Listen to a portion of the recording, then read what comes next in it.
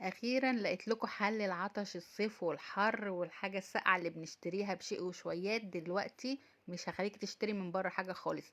فرصه، والسوق دلوقتي مليان وب10 جنيه بس، وكيس سكر هتملي كل العلب اللي انت شايفاها قدامك دي، وهتفضلي طول الصيف تشربي. بصوا، انزلوا السوق هتلاقوا الليمون القضاليا ده مالي السوق وبرخيص جدا، ال4 كيلو ب10 جنيه. اشتري ال4 كيلو دول، حتى 4 ونص كمان. وشوفي بقى هقشره ازاي وهعمله ازاي، وبطريقه في منتهى الجمال وفي منتهى السهوله. في اي وقت تعطشوا تفتحوا الفريزر، تطلعوا العلبه كوبايه فاضيه وكوبايه ميه من الحنفيه وقلبين مكعبين التلج. اي حد يجيلك فجاه، اي حد عطشان نفسه في حاجه ساقعه، طول الصيف هتفضلي تشربي ولا هيخلص. ولو عايزه تعملي اكتر من كده كمان براحتك، مفيش ارخص من كده.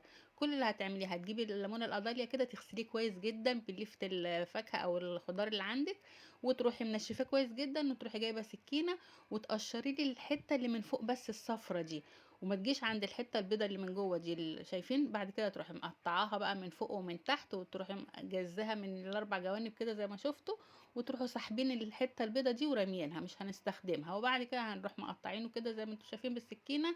واهم حاجه تشيلوا البذر في النور كده، ترفعوا الدوريه بتاعه الليمونه، هتلاقوا البذره منوره، تروحوا شايلينها. اهو هو اللي احنا هنشيله الحته اللي من فوق دي والحته اللي من تحت، وهنرميهم. وبعد كده هناخد القشر اللي من فوق ده، هنشوف بعد كده هنعمل ايه في القشر ده. والله ما هتندموا. حطوا لايك، ما عجبكوش الفيديو شيلوا اللايك، انتوا مش هتخسروا حاجه.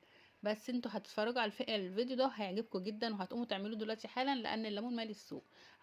هنشوف الطريقه التقشير، هنشيل من فوق ومن تحت وهنرميهم. ودي برضو الحته دي هنرميها. هنشوف مش هناخد غير الحته اللي من فوق بس، القشره الخضراء الصفراء اللي من فوق دي، ونقطعها حلقات ونشيل البذر. اهم حاجه نشيل البذر والابيض اللي انا شيلته ده، واللي من فوق ومن تحت طبعا اللي مش نضيفه مش حلوه دي. بصوا بتشيل فوق منتهى وكانك بتقطعي برتقان. بصراحة ليمون القضاليا السنة دي مالي السوق ورخيص جدا جدا، وطريقة في منتهى الجمال. هتعملي أحلى عصير ليمون معاكي طول السنة، وبطريقة سهلة جدا. ممكن تشربيه بالنعناع، هوريك كمان تعمليه بالنعناع ازاي. وبصوا اهم حاجه تشيلي، بصي اهي باينه اهي، اول ما حطيتها في الضوء بانت على طول البذره. نروح شايلينها بالسكينه بمنتهى البساطه، ونحطهم بقى ايه مع القشر. شايفين انا مش حاطه هنا غير الليمون والقشر اللي من فوق بس الاصفر ده، وبنشيل البذر. يعني بصراحه ده طلع اختراع في منتهى السهوله والرخص. بص ادي القشر اللي انا حطيته، هو ده بس اللي انا هاخده، والباقي كله هرميه. جبت كيس سكر وحطيته عليه كأني هعمل مربى بالظبط. انا بصراحه حطيت كيس كمان، لان انا مش هحط عليه سكر بعد كده. انتوا ممكن تحطوا كيس واحد، ولما تيجوا تشربوه ممكن تحلوه بقى على حسب ايه الذوق بتاع كل واحد فيكم. او ان انتوا تحطوا كيس كمان زي ما انا عملت كده، وتحطوا بعد كده. هتشوفوا هعمل ايه في منتهى السهوله والجمال. ومش هتعملوا اي حاجه غير ان انتوا تفتحوا العلبه بالمعلقه، تحطوا في الكوبايه وتصبوا ميه. بصوا ده اللي انا رميته بقى، القشر ده. غير كده ما رميتش، الباقي كله اخدته. هنشوف بعد كده لما هطلعه من التلاجة 3 4 ساعات، ما تسيبوش اكتر من كده، عشان سبته اكتر من كده المره دي عملته كذا مره. المره دي عملته سبته، قلت لتاني يوم اما افضله الجلده نشفت شويه، فهي 3 4 ساعات بالكتير 5. اهو. هنجيب بقى الخلاط بتاعنا او الكبه او اي حاجه. هنبدا بقى اهو السكر. بصوا انا حطيت سكر زياده ازاي، وبيته يوم كامل في التلاجة. المفروض ما تبيتهوش يوم كامل في التلاجة، هو 3 4 5 ساعات بالكتير. هنحط بقى، ما هو طبعا نزل السكر بتاعه والليمون نزل ميته، فمش هنحط له ميه خالص. هو الليمون والسكر بس. اهو هنضرب بقى في الكبة كده، مش هنعمل اكتر من كده. بصوا الجمال ما شاء الله. طبعا انا كان عندي نعناع مفرزاه في الفريزر طلعته، ولو عندك نعناع اخضر حطيه برضو مفيش مشكله. ممكن غسلاه كويس ومنشفاه وهنضربه. لو مش عايزه نعناع خالص براحتكم، يعني ده حريه شخصيه، اللي عايز نعناع يحط، اللي مش عايز ما يحطش. بعد كده نجيب مصفى ونصفيه. المصفى ضيقه مش واسعه.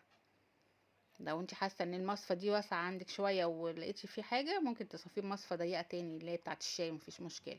انا صفيت كوبايتين كده بمصفى الشاي، لقيت ما فيش طفل كتير طلع، فما فرقتش. اهو بصوا صفيته كله كده. وبصوا النعناع انا بحط فوق منه عشان اخد ريحته. لغايه النهارده افتح علبه الليمون الاقي النعناع ما شاء الله ريحته ضربت في الجو. يعني ريحته مش بتروح لما بتحطوه في الفريزر. وطعمه طبعا جميل ما شاء الله عليه ومرطب. بص بقى مش مهم بقى، هو كده كده هيبقى مفرز في الفريزر، هشوفه بقى هنطلعه وهنخليه ساقع وفي منتهى الجمال.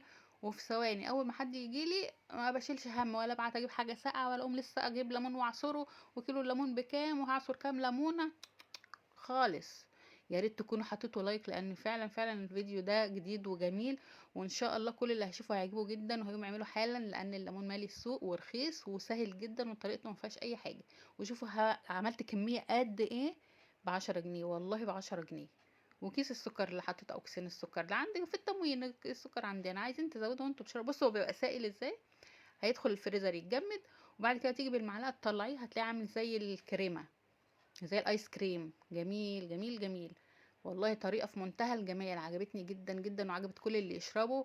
كأنك شارية عصير ليمون بالنعناع من احسن المنتجات، ورخيص وما فيهوش حاجة ولا نقول بقى مقاطعة ولا ايه اللي مسموح. بص ده كان عندي من قبل كده اهو، يا دوب بس احط معلقتين 3 في الكوباية واقلب واشرب على طول، لان انا حاطه السكر عندي كفاية. او طبعا مكعبين 3 تلج براحتك، واشربي حاجة ساقعة في منتهى الجمال.